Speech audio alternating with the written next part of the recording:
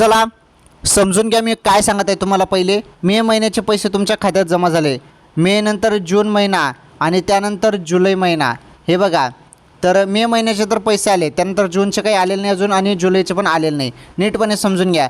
मग आता तुम्हाला जून आणि जुलै महिन्याचे दोन्ही महिन्याचे पैसे एकत्र मिळतील का, हा तुमच्या पुढे एक सवाल आहे. तर दोन्ही महिन्याचे पैसे जरी आले तर तुम्हाला तब्बल 3,000 रुपये मिळतील. जून महिन्याचे 1,500 रुपये आणि जुलै महिन्याचे 1,500 रुपये, तब्बल 3,000 रुपये मिळतील.